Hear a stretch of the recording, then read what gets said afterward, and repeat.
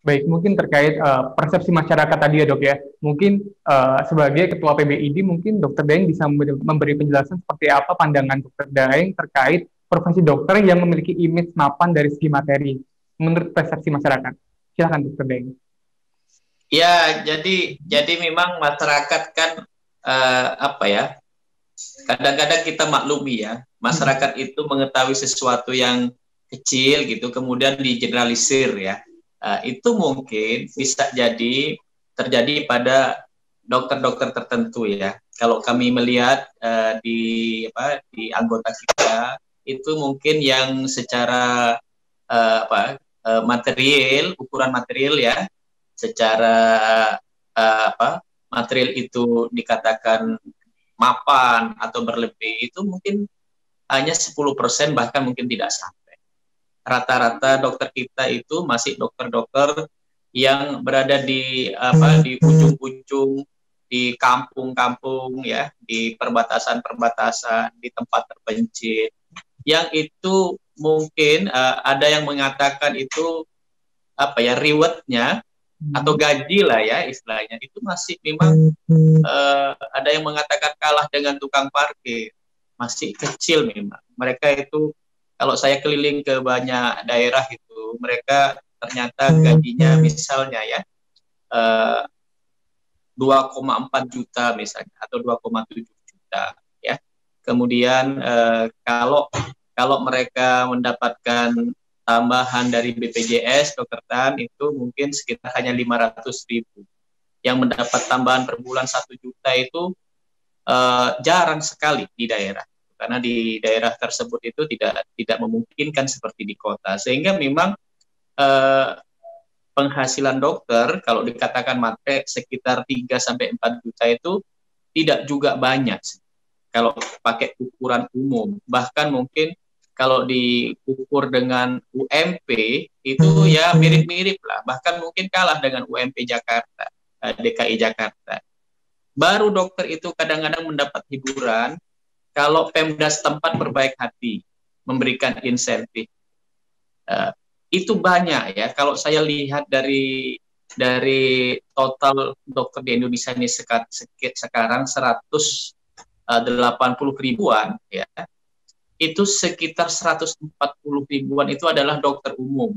Dokter umum ini yang saya katakan yang sampai ke ujung-ujung pelayanannya di kampung-kampung tempat terpencil perbatasan, yang kawan-kawan ini sebenarnya kalau dari segi gaji, dari segi penghasilan rata-rata masih segitu. Hanya dokter-dokter yang di level spesialis yang mungkin bisa ya apa istilahnya rewardnya atau apa yang bisa dia bawa pulang ke rumah itu lumayan. Untuk yang kelihatan hidup mewah, katanya banyak yang materialistik, itu kayaknya mungkin hanya potret yang kurang lebih dari 10% yang mungkin sudah pengalamannya puluhan tahun menjadi dokter. Sehingga memang marilah kita ini berkaitan dengan kebijakan kesehatan atau politik kesehatan. Jadi anggaran kesehatan itu perlu kita ke depan pikirkan kembali. Apakah memang seperti ini yang kita desain, atau seperti Dokter Tan tadi, kalau kita fokus, dan Bapak Presiden selalu bilang, ya, pejabat-pejabat kita selalu bilang bahwa seharusnya kita fokus pada hal-hal yang berkaitan dengan promotif preventif, ngajarin masyarakat untuk hidup sehat, dia tetap sehat, tidak jatuh sakit. Dan itu bisa dikerjakan kalau kita dekat ke ujung-ujung masyarakat, ya, yang terkecil. Dan itulah yang dikerjakan selama ini oleh para dokter-dokter umum yang saya katakan itu mungkin penghasilannya ya sekitar 3-4 juta. Oleh karena itu garda terdepan ini yang mau mengajarin masyarakat, mau ngajarin rakyat cara hidup sehat supaya tidak sakit, supaya tetap produktif, ya, jauh dari kecacatan. Mestinya ada sebuah kebijakan yang menopang itu supaya kawan-kawan ini tetap semangat membantu program pemerintah, menjaga rakyatnya supaya tidak mudah sakit, supaya tetap sehat. Kalau ini tidak dirubah, saya khawatir kawan-kawan dengan kondisi yang seperti ini, dengan tugas yang berat, ya, posisinya juga di ujung-ujung sana ya, yang terpencil ya, tidak diketahui siapa-siapa, mungkin Tribun News mungkin nggak masuk ke sana begitu. Saya khawatir ini kalau tidak ditopang dengan baik ya, kawan-kawan kemudian kolaps, mengalami kerentanan. Yang kedua, ingin merubah begitu, ingin merubah kondisi, misalnya tidak betah di tempat tersebut dan ingin merubah menjadi seorang spesialis atau mungkin karir yang lain. Jadi inilah yang sebenarnya secara politik kesehatan, politik kebijakan, mari kita pikirkan bersama bukan untuk dokter sebenarnya, bukan untuk dokter, tapi ini untuk pelayanan kesehatan secara keseluruhan agar masyarakat kita menjadi lebih baik ke depan. Baik.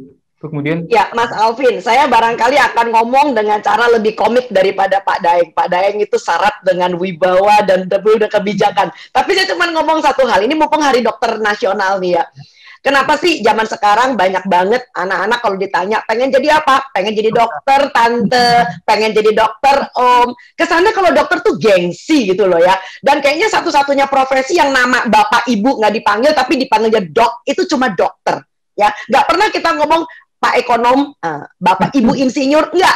Mereka semua kita tabrak dengan Bapak Ibu, bahkan hakim kita panggil sebagai Bapak dan Ibu. Tapi dokter, wow. Bahkan ketika anak-anak itu masih jadi koas, mereka bangga banget dipanggil sebagai dokter muda, begitu loh ya. Jadi, memang dokter itu menempati sesuatu posisi yang dekat dengan hati masyarakat. Nah, kami berpikir bahwa alangkah indahnya kalau para dokter-dokter kita yang masih muda itu tetap mempertahankan semangatnya, karena jangan sampai Anda sebagai dokter lalu cita-citanya cuma satu, kelar dokter umum mesti jadi spesialis, mesti jadi spesialis, mesti jadi spesialis. Karena apa? Iri sama iri sama dosen-dosen spesialisnya yang waktu di pendidikan itu kelihatannya keren gitu loh, mobilnya bagus, anaknya juga jadi dokter gitu kan.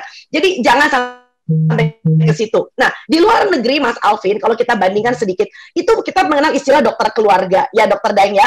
Dokter keluarga itu justru mereka adalah orang-orang yang merawat komunitasnya, merawat keluarga-keluarga di mana dia ditempatkan. Mereka menjadi bahagia ditempatkan di daerah dari mana mereka berasal. Karena apa? Karena pemerintah begitu ngopeni, begitu memperhatikan.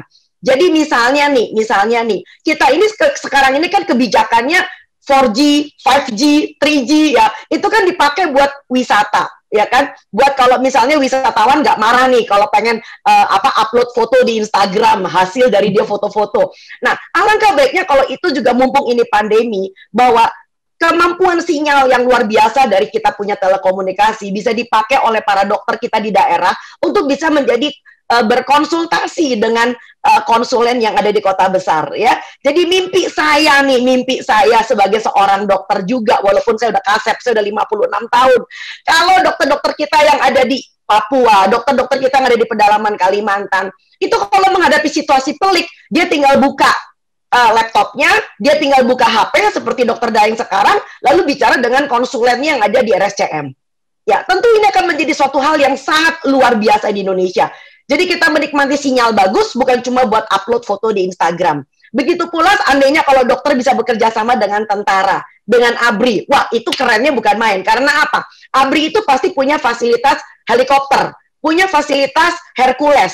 Jadi bagaimana kalau evakuasi pasien dan sebagainya itu bisa dipermudah dengan sarana transportasi yang cukup memadai. Jadi saya akan menjadi dokter akan menjadi malu apabila ada dokter harus merogoh koceknya sendiri untuk bisa beli bensin, untuk kapalnya, untuk bisa menjangkau masyarakat yang ada di 3T, terluar, tertinggal, dan terpencil. Jadi ini mengerikan sekali. Jadi kita sudah zaman 70 tahun kita punya ID, kita tidak boleh lagi di tanah air kita mengatakan bahwa dokter itu disebut pahlawan. Kalau seandainya dia sampai berkorban, bahkan mengeluarkan koceknya sendiri untuk bisa berjuang untuk kesehatan masyarakatnya. Kita harus malu karena ini tahun 2020. Kita bisa mengatakan mereka pahlawan kalau itu tahun 1970, tapi 2020 dan ID sudah berdiri selama 70 tahun. Jadi kita sebagai orang-orang yang juga tergabung di dalam ID, profesionalisme kita harus membuat para teman-teman sejawat kita di daerah, yuk kita bangkit bersama menjadi dokter yang membanggakan bagi Indonesia. Jangan lupa subscribe ya.